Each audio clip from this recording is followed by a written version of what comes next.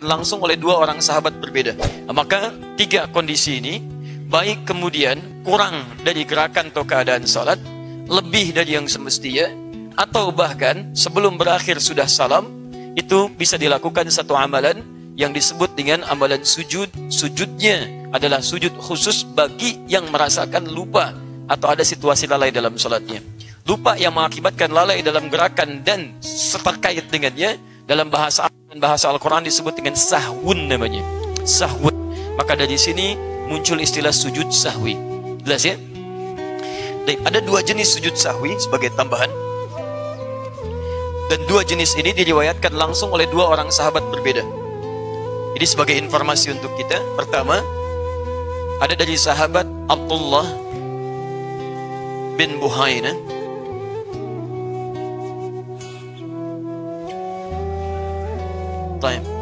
Yang kedua, ada dari sahabat Abu Hurairah radhiyallahu ta'ala anhu.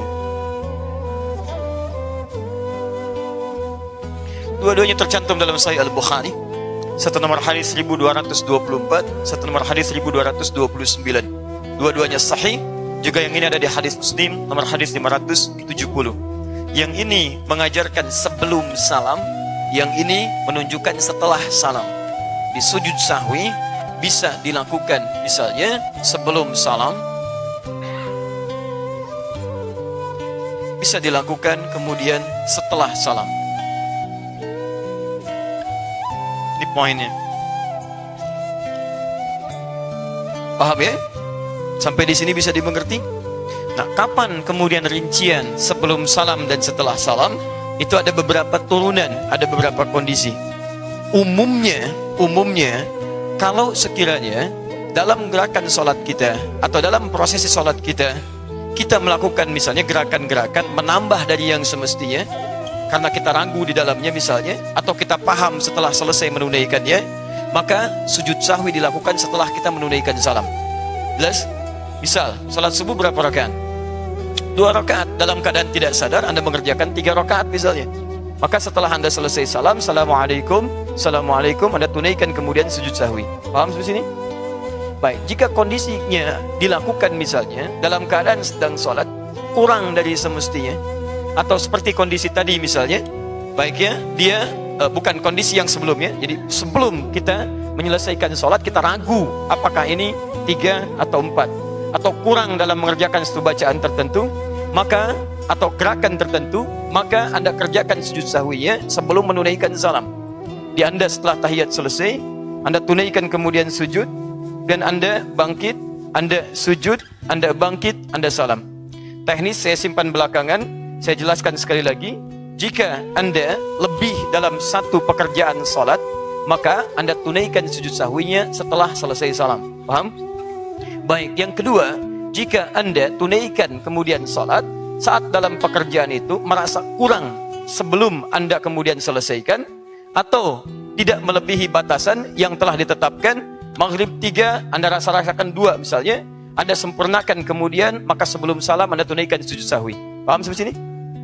Baik, yang ketiga, jika kondisinya adalah seperti kejadian barusan, jadi belum sampai kemudian rakaat sempurna, kemudian imam menunaikan salam, lalu bangkit lagi sempurnakan rakaat yang ketiga, maka dalam kasus ini yang paling kuat pendapatnya sungguhnya setelah selesai kemudian menunaikan salat, salam kanan dan kiri, baru kemudian menunaikan sujud sahwinya. Tapi dalam dua hal ini, pendapat yang paling kuat di antara para ulama dari detil yang tadi tidak banyak mempersoalkan, mau dikerjakan sebelum salam silahkan, mau dikerjakan setelah salam silahkan.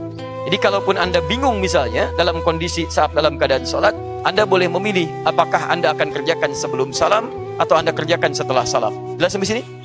Baik, jadi jangan sampai Anda bingung, Anda sujud sahwi lagi gitu kan. Setelah Anda sujud sahwi, Anda bingung, Anda sujud sahwi lagi. Nah, tidak ya, itu tidak perlu dikerjakan. Paham ya? Jadi silahkan Anda kerjakan sebelum salam atau setelah salam. Detailnya nanti kita bisa turunkan seperti apa yang tadi kami jelaskan. Tapi poinnya adalah, ini barangkali pelajaran, sujud sahwi dikerjakan pada umumnya dengan 2 kali. Jadi satu yang pertama dikerjakan, kemudian setelah itu dia bangkit, kemudian dia sujud lagi, dia bangkit lagi, langsung kemudian salam. Baik, apa bacaan yang disampaikan? kita detilkan teknisnya. Misal, saya mau kerjakan sujud sahwi sebelum salam.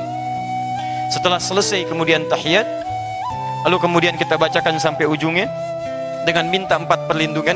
Setelah mengatakan innaka hamidum majid, Allahumma inni a'udzubika min adzabi jahannam wa min adzabil qabri wa min fitnatil mahya wal mamat wa min syarri fitnatil masih ad-dajjal. Misal, kemudian saya ingin sujud sahwi sebelum salam, maka saya sujud langsung takbir, Allahu Akbar, turun.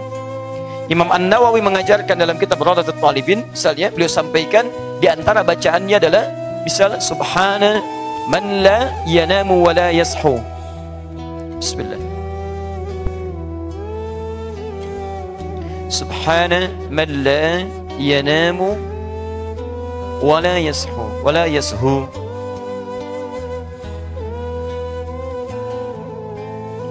Subhana man la yanamu wa la yashu. Ini bacaannya. Maha suci Allah, zat yang tidak pernah tidur juga tidak pernah lupa. Baik, kenapa ada 2 kalimat ini? Karena kemungkinan orang-orang yang lupa dalam salatnya, baik dalam gerakan atau bacaan, hanya ada 2 penyebab. Yang pertama adalah ngantuk. Dari ngantuk itu kemudian tidak bisa konsentrasi dalam salatnya. Pernah kejadian Anda salat subuh kemudian tidak konsen? Baik ya, subuh sebetulnya 2 rakaat, tiba-tiba jadi 3 gitu kan? Baik, atau dalam keadaan salat malam, ada rasa kantuk masih terasa, dan itu mempengaruhi keadaan salatnya. Yashu, ya lalai yang disebabkan bukan karena kantuk, macam-macam. Macam-macam, karena banyaknya pikiran, karena ada sesuatu yang mengejutkan, karena bacaan-bacaan yang kemudian menghadirkan gambaran tertentu dalam praktek salat, disebut dengan sahwun namanya. Yang ini yang dibacakan oleh Anda. Begitu Anda kemudian turun pertama, Allahu Akbar, langsung Anda katakan subhana man la yanamu wa la yashu. Anda bangkit lagi, Allahu Akbar, duduk, langsung kemudian Anda sujud lagi. Anda katakan lagi, diulang 2 serupa, doa yang serupa. Anda bangkit lagi, setelah bangkit langsung Anda kemudian salam. Tidak perlu mengulang bacaan tahiyat yang semula. Jelas ya? Baik. Ini baik dilakukan sebelum salam ataupun dikerjakan setelah salam. Taib. Kalau kemudian Ustaz, saya kerjakan dan saya tidak tahu kalau itu dilakukan dalam keadaan 2 kali misalnya, saya kerjakan 1 kali karena ketidaktahuan yang saya sebabkan, maka bagaimana kemudian kondisinya? Orang-orang yang tidak mendapati pengetahuan, maka dia masuk dalam kategori orang-orang ma'dzur, ma'fu anhu, orang yang termaafkan karena ketidaktahuannya, dan dihukumi dia dengan kadar ketidaktahuannya dan sah ditunaikan salatnya. Dan dilengkapilah kemudian dengan menunaikan amalan-amalan salat sunnahnya. Paham sampai sini?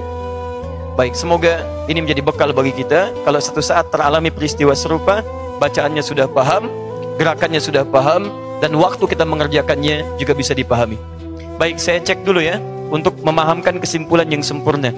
Kalau terjadi orang lupa dalam keadaan salatnya, lupanya misal menambah gerakan dari gerakan semestinya, maka kapan dia menunaikan sujud sahwi? Sebelum salam atau setelah salam?